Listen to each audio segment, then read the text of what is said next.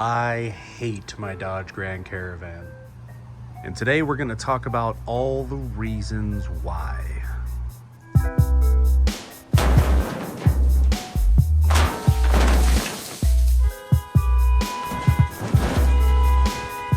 Now, on a serious note, it's not all bad.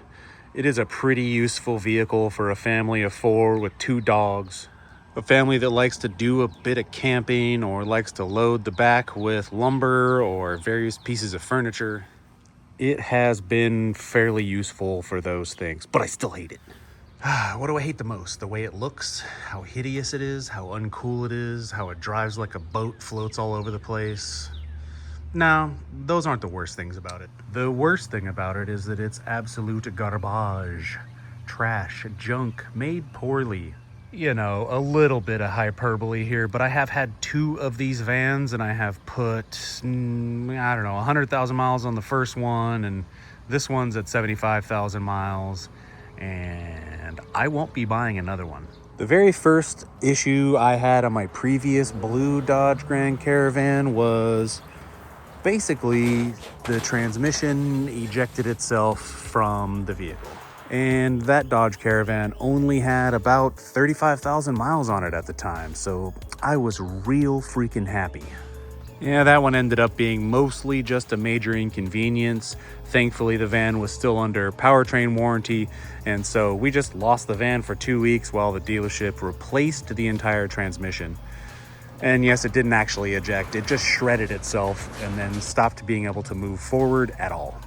And frankly, there was really no warning. It was driving fine, and then all of a sudden it made a weird noise and it wouldn't go forward anymore. The next thing to fail on that first blue Dodge Grand Caravan was this door. It just failed, just stopped opening, just wouldn't do anything, made an ugly noise, and then was stuck shut. Thankfully, again, that was under the warranty of that van that was maybe at about 40 or 45,000 miles at that point. And so we lost it again for another week while they tore the door apart and replaced the motor in it. I don't even really know what they did. And it came back and it worked again. So at that point, we've already lost the van for several weeks before it's even hit 50,000 miles.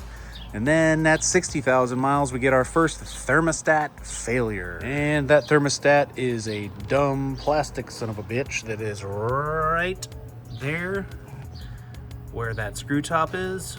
Thankfully, it's easy to reach, pretty easy to repair. I've got a couple of videos up on that. I've now done that repair 3 times, once for my first van, once for this van, and once for a friend's van. But it seems like those last around anywhere between 50 to 80,000 miles. If you keep it a long time, you're gonna have to do it twice on your van for sure. It's annoying. Feels like that part should be a little bit better made, but at least it's cheap. At least it's fairly easy to replace. Then what, 5,000 miles later, driver's side window fails. Wife pulls into a Taco Bell, goes to roll it down. It just pops and falls into the door. Dealership ain't repairing that one for free for us, so I decided to do it myself. Again, which I have a video posted on, and I questioned my entire existence during that stupid, obnoxious repair. At this point, I'm starting to feel some PTSD over this stupid van, and I'm just counting my lucky stars. It's not what I drive most of the time. I drive my pretty baby, and now I'm gonna have to go grab me a beer before I finish the rest of this video. Let's just take a breather thinking about this stupid van, these stupid vans. My wife says she loves them. I don't know, she's out of her damn mind. All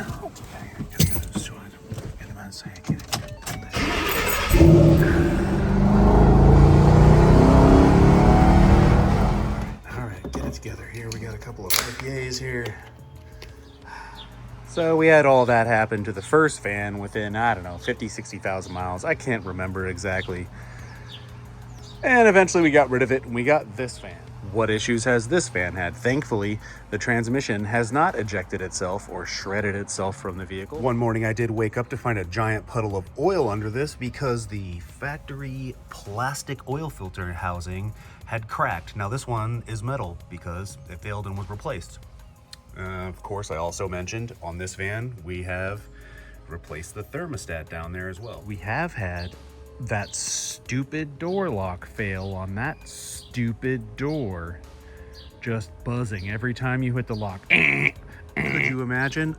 I thought about flinging this van off of a bridge. During that repair, it was so freaking obnoxious and fiddly. It took me 5 hours, and I just wasn't willing to pay the $900 to $1,200 that the dealership wanted to fix the stupid lock on that stupid door. And besides all that, recently now this rear slider is starting to fail. The lock mechanism is messing up. It requires manual intervention with the handle and pressing the lock to get it to even open. And I'm about ready to just light this thing on fire and watch it burn to the ground. Okay, I'm being dramatic again, but what other problems do we have? We have horrible paint quality on both vehicles. It's hard to see right here. Hazy, foggy, rough. That's on both vehicles that I've had. And both vehicles have had this bubbling and or peeling along the hood line. The seats aren't durable. Crack and peel. This side is squished down, so that every time I sit in this vehicle, I feel like I'm tilted to the left and it bothers my old man back. Look, bottom line is, you are dumb if you bought one of these. Shit, that makes me extra dumb for buying two of them. It's a piece of junk. Don't buy one, okay? All right, in closing, we got some exaggeration, we got some hyperbole. I do think this thing is made fairly poorly. I think the parts are cheap, the paint's cheap, it's kind of flimsy overall. But even given all that, honestly, the two vans have been pretty freaking useful vehicles for us over the last 10 years. Like I said, for a family of 4 with dogs, a bit of camping, a bit of loading lumber and furniture into it, with the stow and go seating and all that, it has still done fairly well by us. Now, in hindsight, would I have rather had a Honda van or a Toyota van? 100% yes.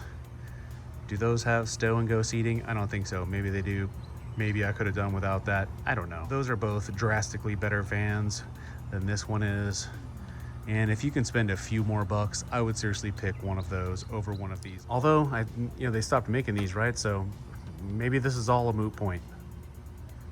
Carry on with your BS junk Dodge Caravan and let me know in the comments below how much you disagree with how garbage your Dodge Grand Caravan is. And bye.